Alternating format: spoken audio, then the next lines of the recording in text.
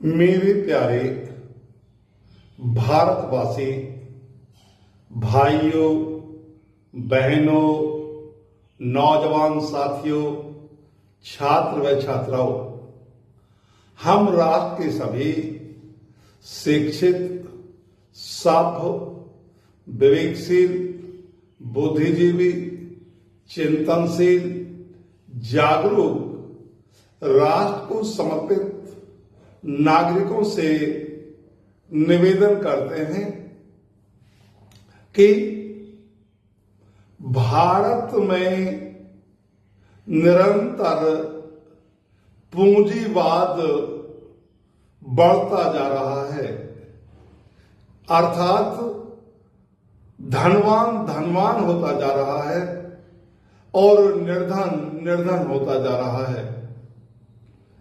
इसके लिए कौन जिम्मेदार है? ये कहा जाता है कि भारत की लोकतांत्रिक व्यवस्था में जनता जनार्दन ही असली मालिक होती है। तो हम ये देखते हैं कि मालिक के हाथ में भीख का कटोरा है, वो आशा भरी दृष्टि से देख रही है, और जो जनसेवक था वो मालिक बना हुआ है। सहानुभूति रखने में सराहनीय काम करते हैं सभी राजनीतिक, धर्म और जाति के नाम पर लोग उपयोग भी करते हैं, कर रहे हैं। हम ये महसूस करते हैं कि राष्ट्र के सभी नेता, राजनेता, राजनीतिक, उनके परिवार निरंतर विकसित होते जा रहे हैं और जिनकी सेवा की जा रही है वो देशवासी, अधिकतर लोग निर्धन होते जा रहे हैं। यह बात किसी भी विवेकशील व्यक्ति को विचलित कर सकती है, जो हमें भी कर रही है।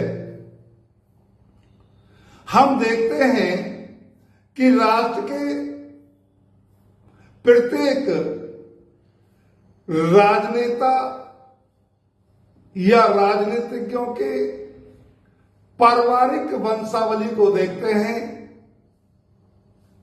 तो ऐसी पीढ़ियां जो पहले से राजनीति में थे, वर्तमान में राजनीति में हैं और भविष्य के लिए उन्हीं की पीढ़ियां राजनीति में सक्रिय हैं। यह एहसास दिलाती हैं कि या तो हमारे देश के राजनीतिज्ञों में राष्ट्रीयता की भावना और राष्ट्र के भविष्य को लेकर त्याग और बलिदान की इतनी प्रचंड अथवा प्रचुर मान्यता है, जिसके लिए वो काम कर रहे हैं कि बगैर त्याग के वो जीवित नहीं रह सकते, या फिर उस तरह का लालच है कि हम किसी भी तरह से बगैर राजनीति किए उससे दूर नहीं रह सकते। सच क्या है हम अभी समझ नहीं पा रहे हैं। हमारा सभी देश के विवेकशील साथियों से ये निवेदन है कि क्या वास्तविकता है वह हमें भी बताने का कष्ट करेंगे। जो साथी राजनीति में अन्याय हैं, वो भी रिश्ते नाते परिवार परस्ती तक ही सीमित हैं। वो सभी विकसित और संपन्न होते जा रहे हैं। जातीयता और धार्मिकता के आधार पर भी हम देखते हैं तो सिर्फ लोग भय बैठाकर दुरुपयोग किए जा रहे हैं, जबकि उन्हें धर्म और जाति के नाम पर कोई विशेष राहत नजर नहीं आती। जो साथी राजनीति में हैं और परिवार विहीन हैं, जिनसे अपेक्षा थी कि वो तो केवल राष्ट्र और राष्ट्रवासियों के लिए ही राजनीति करेंगे और उन्हीं के हित में काम करेंगे, लेकिन उनसे भी ये आशाएं छीन होने लगी हैं। वह भी परिवार परस्ती या वर्ग विशेष तक सीमित होकर रह गए। जो नए साथी राजनीति में प्रवेश कर रहे हैं, उनका भी त्याग, देश के लिए कुछ करने का जज्बा या तो उन्हें प्रेरित कर रहा है या फिर लूटने के लिए कि इस देश में राजनीति से बढ़कर लूटने का कोई माध्यम नहीं है, इसलिए वो भी प्रयास कर रहे हैं, जो बड़ा सराहनीय प्रयास है।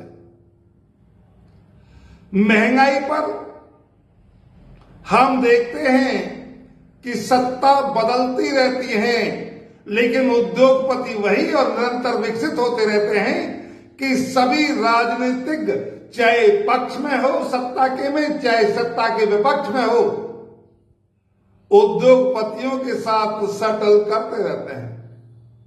सभी का काम कमीशन के आधार पर चलता है। मेरा विपक्ष और पक्ष से यह निवेदन है कि जो जियो के सीईओ हैं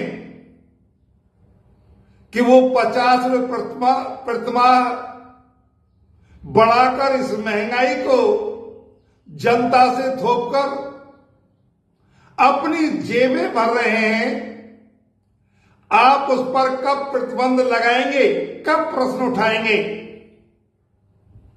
यदि प्रश्न नहीं उठाते हैं तो हमें ये समझ लेना चाहिए कि देश की आम जनता को सत्ता परिवर्तन के बाद भी कोई राहत मिलने की संभावना नहीं है।